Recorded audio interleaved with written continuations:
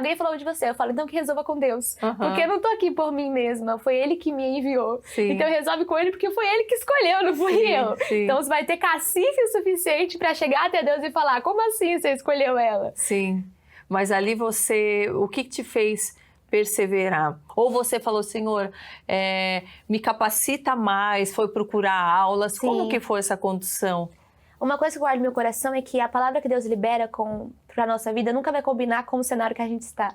A minha palavra não combinava com o cenário que eu estava. Só que tudo começou a fluir. Quando Deus está no barco, as coisas começam a fluir. Então as pessoas foram chegando, eu não conhecia ninguém. Eu sou de uma igreja, de uma congregação pequena. Eu não conhecia ninguém nesse meio, Deus foi colocando as pessoas e eu fui tendo uma base de apoio da minha igreja, orando por mim, me incentivando, os meus pais dizendo, Esther, é isso, Deus escolheu desde o ventre, vai pra cima, coloca o pé mesmo sem ter o chão. E eu lembro, assim, de ter questionado a Deus diversas vezes, tipo, Deus, será que você escolheu certo? Será que não houve um equívoco, um engano? Mas todas as vezes que eu pensava isso, o Espírito Santo me lembrava daquele dia, naquele quarto, o que ele tinha falado pra mim. E aí o meu medo foi desaparecendo à medida que eu fui me aprofundando em Deus. O medo ele foi se silenciando.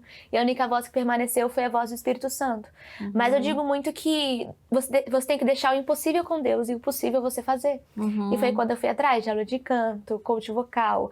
Tô fazendo faculdade de teologia, me formei esse ano. Então eu fui atrás daquilo que eu poderia fazer, né, pra me auxiliar. Mas o impossível eu deixei com Deus e deixo até hoje. E Ele faz, Ele cumpre tudo que Ele promete. Sim.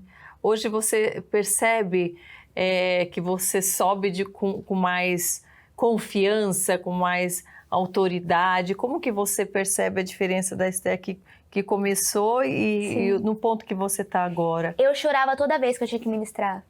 Era muito difícil pra mim. Eu lembro até hoje que a mamãe chorava comigo. Porque, desculpa, porque quando eu ia subir, eu ficava com muito medo de tudo que eu ia receber, como eu ia conduzir as pessoas. E, ai gente, tô emocionada. É o temor, é a vontade de fazer bem feito pra Deus, né? Exato. E aí quando Deus foi trabalhando em mim, hoje eu subo tendo a certeza que Ele está lá. Quando Ele dá uma palavra, Ele vai estar com você. Então se tem uma palavra sobre a sua vida, Ele não vai te desamparar. E o processo é mais... A gente já tem aqui, ó. Obrigada. Imagina. O processo, hoje, eu valorizo mais o processo do que a chegada.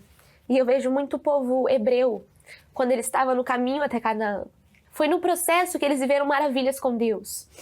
Foi no processo que eles viram tantas coisas lindas. Então, hoje eu tenho na minha mente que eu prefiro morrer no deserto com Cristo do que chegar até a terra prometida sem Jesus. Não vale de nada. Sim. Então, tudo que eu estou vivendo não interessa se eu vou chegar onde Ele me prometeu. Se eu estou com Ele, eu posso permanecer onde eu estou, se eu não perder a presença dEle. Sim. Então, quando eu subo hoje, eu não tenho mais aquele olhar de o que vão pensar de mim, o que vão falar de mim.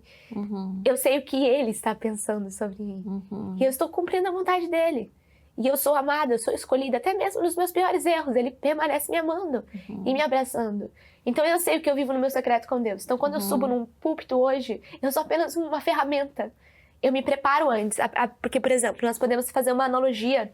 Quando um cirurgião vai fazer uma operação, ele tem que limpar os equipamentos dele, estetizar os equipamentos. Ele não pode chegar em você e colocar um equipamento que ele usou em outra pessoa que está sujo. Então eu entendo isso, eu entendo que eu estou me purificando, eu me santifico para subir lá. Então quando eu estou num púlpito, no altar, para louvar ao Senhor, Ele pode me usar, porque eu também estou fazendo a minha parte. Renúncias são pegadas necessárias no nosso caminhar com Cristo. Sim. Não tem como você caminhar com Cristo e me dizer que você nunca renunciou nada.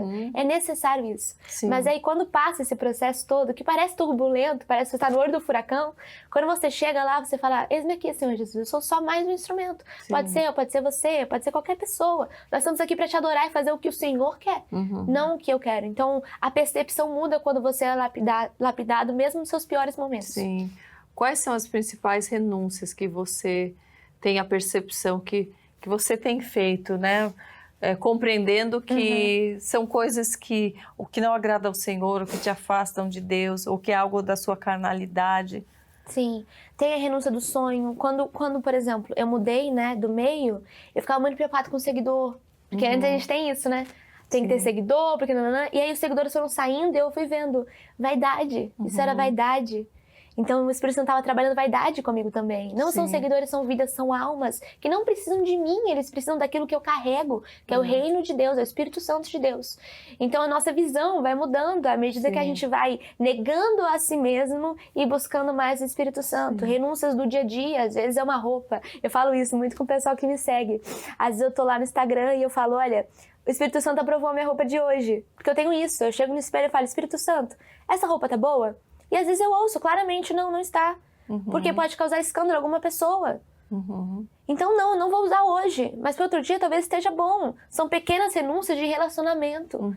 Nós precisamos nos relacionar com o nosso Senhor todos os dias. Ele não fica preso nas 4 paredes da nossa igreja. Sim. Sabe? O relacionamento com Cristo é cotidiano. Nas pequenas coisas eu converso com Ele. E eu percebo as renúncias pequenas. Ai, vou assistir o meu dorama. Não, Esther, você vai ler a Bíblia. Então eu vou ler a Bíblia. E eu saio da televisão, lá da sala e falo, vou ler a Bíblia. São pequenas renúncias que você vai vendo que você colocou o Senhor Jesus como Senhor da sua vida e não mestre. Você é romântica? Você sonha com o homem da sua vida? Tenho Você cartinha até. Você está namorando? Conta essa área. Eu tenho cartinha sobre tudo isso, aprendi com a minha mãe. Acho que quando eu tinha uns 12 anos, minha mãe me ensinou a fazer cartas pra Deus. Você faz cartas pra Deus? Ou nunca Não, pensou? nunca assim como carta. É, sim. Minha mãe leu um livro, eu acho que era A Escrivaninha Vermelha, algo assim. Que ela faz cartas pra Deus e eu aprendi isso. Então, meu futuro marido, eu fiz uma carta pra Deus. Deus, eu queria um homem como meu pai, que ama a família, que é trabalhador, que vai me amar como amo o Senhor, que ele ama primeiramente a ti. Então eu fiz uma carta pra Deus, eu oro sobre isso e eu guardo.